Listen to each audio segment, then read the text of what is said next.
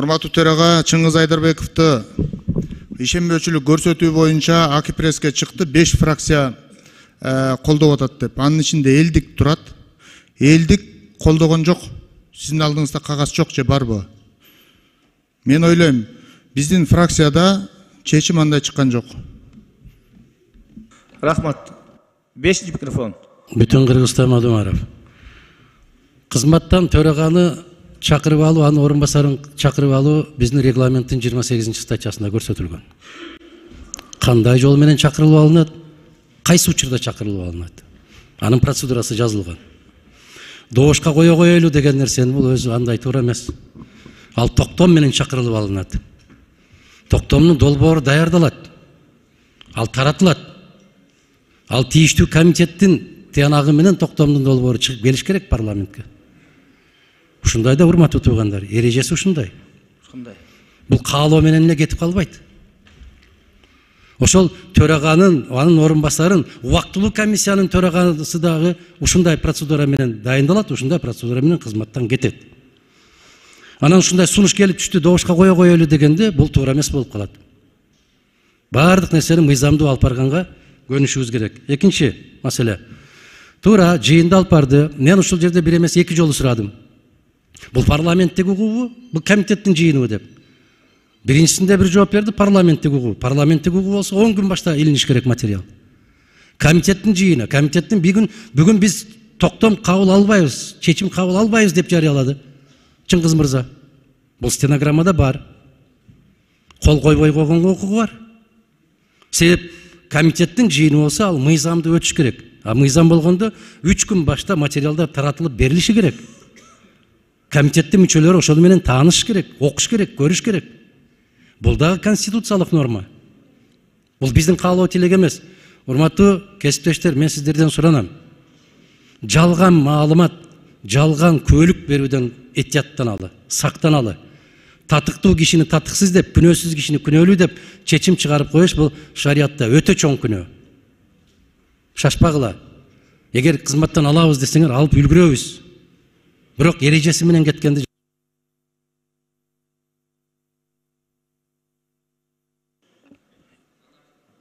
Төртүнчү микрофон. Ассаламу алейкум. Иманнур Кадырбеков. Ушундай бир пикир болуп атат. Эгерде комитет чечим кабыл алса, төрага катары сөзсүз кол коюш керек деп. Кыргызда бир сөз бар, атка түштүң, отко түштүң деп коет. Бир бийлик эткенден кийин экинчи бийлик келип, документтерди көтөрүп, койгон колу менен жоопкерчиликке тарткан фактылар толтуруп болуп атпайбы? Мына тарых музейин оңдой коем дегендер кол коюп эмне болушту? Канчадан жатып чыгышты тигил жакка? Кум төр боюнча кол койгондор эмне болушту? Канчадан жатып чыгышты тигил жакка? Ошондой кепилдик барбы? Кийинкилер мыйзамды билеби? Регламентти сыйлайбы? Бул биринчи. Экинчиден, өзүнүн жүйөсүн айтып атат, ал күнү мен документтерди кабыл алган жокмун, регламент боюнча кеткен жок, процедура сакталган жок, ошон үчүн кол койбойм деп. Макул. Кимдир бирөө мага түшүндүрүп бере алабы? Ушундай учурда, мисалы, кээ бирлери каршы добуш берди, кээ бирлери макул добуш берди. Протокол түзүп, жөн гана протокол, ар кими кандай добуш берген, ошонун колуна тушуна кол коюп тургандан кийин документ тариздесе болобу? Ушуну ким мага түшүндүрүп бере алат? Негизи, эгерде Айдарбековду экономика багытына, социалдык багыттарга дайындайбыз, мен каршы болмокмун, бирок эл аралык саясатты бул кишичелик жакшы билгендер арабызда аз эле. Кадровый дипломат. Ошон үчүн терең ойлонолу. Бизди эл журт карап турат. Мыйзамды өзүңөр биринчи сыйлагыла деп качан болсо мен комментарийлерге жазат. Ошондой бир акыбалда калбайлы. Анткени билесиздер, бирөөгө бирөө кант ичпе, таттуу ичпе деп айтыш үчүн өзү 40 күн таттуу ичкен эмес экен, андан кийин сөз өтүндү болгон экен. Жакшылап карайлы, шашпайлы. Чоң рахмат. Рахмат, 5-ci микрофон. Чоң рахмат. Урматтуу депутаттар, мына жаңы шайланып келгенибизде бизге ушул эл аралык иштер коргоо жана коопсуздук боюнча комитетти Альянс фракциясына бергенсиңер. Депутаттарга рахмат. Ошол убакта мени дагы 2 айга колдоп бердиңер. Андан кийин Чыңгыз Айдарбековду колдоп бердиңер. Фракцияны уят кылбай, татыктуу эл тарапта болуп, мындай сабаттуу чечимдерди кабыл алып, жакшы иштеп берди. Ал үчүн Чыңгыз Азаматовичке биз терең ыраазычылык билдиребиз. Өзүбүзгө мына 110 000 добуш менен келгенбиз. Элибиздин алдында уят болбой, жоопкерчилик менен мамиле кылып жатабыз. Президенттик башкарууга өтүп атканда мен каршы чыккам. парламентаризм бул керек деп. Көпчүлүгү популизм менен депутаттардын санын кескин азайтыш керек деп чыккан. Ошондо дагы мен каршы чыккам. 120 эмес 150 депутат болуш керек болсо деп. Анткени бүгүн бирөө сүйлөбөй калса бирөө чыгат. Асандын оозун жапса Үсөн чыгат. Батмандын оозун жапса Зуура чыгат. Мына ушинтип парламенттин табияты ушундай. Ушинтип жаңы мындай каармандар жарала берет. Ошондуктан мен бүгүнкү кырдаал көрүп атабыз мына. Блогерлер, айрым саясий жарандык активисттер камалып атат. Мен жоопкерчилик менен айтып коеюн ушул жерден. Биз диктатурага баратабыз, Түркмөнстан болуп баратабыз деген сындар көп болуп атат. Биз Кыргызстан эч качан Түркмөнстан болбойбуз, диктатурага, өзүн билемдик, жеке басар бийликке эч качан ага биз жол бербейбиз. Мына мен жоопкерчилик менен айталам. Ошондуктан эгерде азыр Альянс фракциясынан Чыңгыз Айдарбекти ишеним көрсөтпөй алган болсоңор, биз башка ушул комитетке башка талапкер чыгарбайбыз, башка бир дагы комитет албайбыз. Мына азыр 8 фракциядан бир гана бүтүн Кыргызстан фракциясы комитети жок экен, мына биз дагы эч кандай комитетте талапкер көрсөтпөйбүз. Рахмат. Рахмат, 6-чы микрофон. Саламатсыздарбы, урматтуу коллегалар. Эми жана Элмирза Ракиевич айтып кетпеди. Комитет бул коллегиалдуу орган. Ал жерде каршы добуш береби, за добуш береби, бул жерде кемпирабат эле эмес, башка жумуштар боюнча дагы комитеттин алып барган төрагасы же орун басары функциональный обязанности кол коюп, ошону бекитип бериш. Андыктан бул жерде мен Чыңгыз Азаматовичтин өзүнүн жеке жанакысына эмес, мен жалпы жумуш боюнча айткым келет. Бул киши аябай бир опыттуу дипломат, жана башка МИДтерде, посольстволордо иштеген. Бирок мына юридический жагын караганда могу регламентке таянып иш кылышыбыз керек да. Ушуну айтып коеюн дегем. Рахмат. Урматтуу депутаттар, аталган маселе боюнча Чыңгыз Азаматовичке дагы микрофон, 5-чи микрофон. Андан кийин добуш берип өтөбүз. Добуш ачык түрүндө болот. Көпчүлүктүн сунушу менен ачык түрүндө кылганда добушка коебуз. 5-чи микрофон. Рахмат чоң, урматтуу төрага. Регламент негизинде баардыгын алып барууга чакырам сизди. Комитеттердин төрагаларын кандай дайындалат, ушундай эле алып коюп атат. Азыр туура сөз болду. Бул бир. Экинчиси, регламент негизинде баарын алып бардым. Сабатсыздыгы болду. Кагаздар туура эмес бизге беришти, мен кече билдирип койдум. Бул менден көз каранды эмес. Буну мен да деле айттым. Депутаттар баардыгы күбө болуп ушул жерде отуруп, алар көрүштү. Кагаздар жок. Кагаздар эмнеге беришкен жок? Мен кече күнү ушул кагаздарды көрдүм. 3 депутатыбыз ушул кагаздарды карап. Мен азыр көп нерселерди жаралбайм. Буну анан кийин депутаттарга ар бирөөгө мен маалымат берем. Бирок тарыхый кагаздарга биз карасак, ушул чаша, ушул суу сактагыч бул Кыргызстандыкы. Бир да кагаз жок. Биз өткөрүп бергенбиз деп. Ошон үчүн мен дагы бир жолу айтып атам. Регламент негизинде алып бардым. Калганы депутаттардын чечими менен болду. Жоопкерчилик баарыбызда. Эгер маселе ушунда чыкса, анда макулдугу берген, каршылыкты көрсөткөн депутаттар ушул чечимге кол койсун. Рахмат. Рахмат, урматтуу депутаттар, сунуш түштү. Аталган маселеге добуш берүү, ачык добуш берүү түрүндө болсун деген сунуш болуп атат негизинен. Ушул сунушту добушка коем, добуш бериңиздер.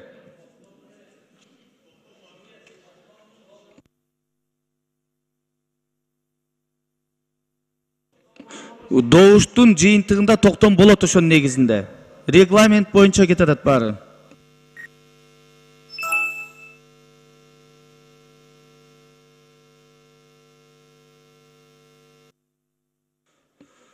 Макул 34, каршы 2, бары 36, катталды 78. Бул катышып отургандардан ачык добуш сунушу өткөн жок. Эми жабык добушту коебуз.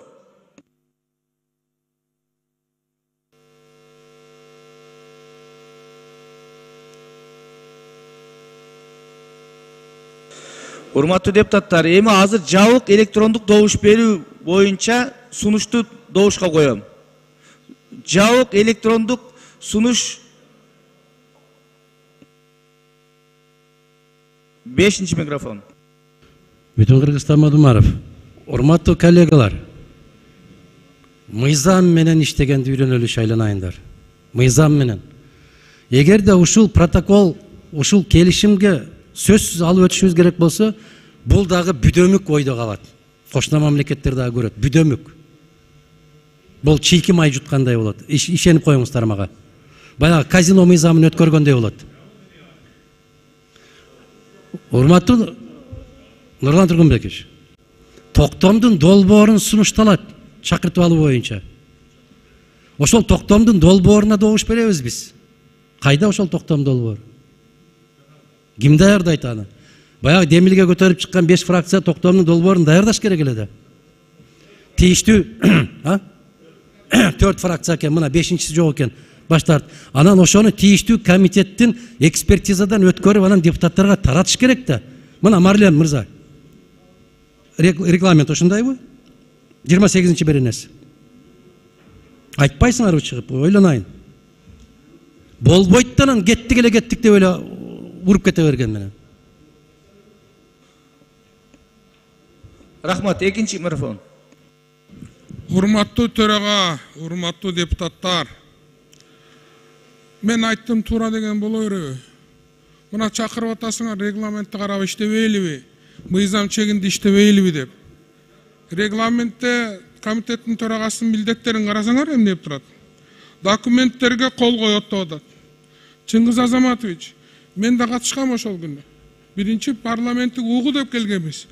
Бир кезде комитеттин отуруму дедиңиз. Анда комитеттин отуруму документтер жок болсо, эмне үчүн аны күн тартибине алдыңыз? Албай койбойт белеңиз. Комитетти жаап салып кетип калбайт белеңиз. Бул кемпир-абад үчүн эмес, бул комитеттин ичиндеги болгон бузуулар үчүн сизге добуш берип атабыз биз. Болуптур. Комитеттин чечимин кабыл алгандан кийин аягында сиз кол койгонго мажбурсуз. Сиз туура каршы добуш берсиңиз да мүмкүн, макулдешиңиз да мүмкүн, но комитеттин чечимин башка депутаттарды сыйлаңыз да сиз. Мен сизди урматтайм, сыйлайм, тааныйм. Жок, бул жолу сиз ката кетирдиңиз. Бул саясий ката. Мойнуңузга алыңыз. Өз арызыңыз менен кетсеңиз болмок, ушунча депутаттын баарын чатак кылбай. Биринчи, эгер документтер жок болсо, эмне үчүн күн тартибине алдыңыз? Айбет билиңиз, комитет ошол жерден жаап туруп чыгып кетиш керек болчу. Экинчи, комитет чечим кабыл алгандан кийин коллегаларыңыз көпчүлүк менен эмне кол койбой атасыз? Бул жогорку кеңештин ишине саботаж деп айтамын сизге. Туура эмес кылып атасыз.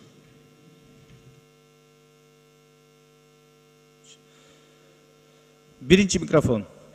Урматтуу депутаттар, урматтуу төрага, танапис сурап атабыз. Танапис берип койсоңуз, 1 сааттык. Учуру келип калды. Урматтуу депутаттар, танапистин жарыялардан мурун айтайын, тиешелүү токтом долбоорун танапис учурунда даярдап таратып бериңиздер. 5-чи микрофон. Рахмат, урматтуу төрага. Дагы бир жолу айтып атам. 10 октябрында бекитилген күн тартибинде бир эле маселе бар эле. Бул кыргыз-өзбек чыгарасынын айрым участокторунда өкмөттүн маалымат угуу жана талкуулоо. Бул жыйын мен ушул жерде алып бардым. Туура. Бул биринчи пункт боюнча биз чечимди кабыл алдык. Эске алынсын. Бул чечимге мен кол коюуга даярмын. 3-чү пункт мен кесиптештериме айттым. Туура эмес кылып атасыздар. Кагаздар жок. Бирок депутаттардын укугу бар. Алар күн тартибине киргизүүгө сурашты, добушка коюлду. 3-чү пункт боюнча мен каршымын. 1-чи пункт боюнча мен эске алынсын маалымат деп мен макулмун, кол коем. Пожалуйста. Эч кандай биякта нарушение жок. Ката менден кеткен жок.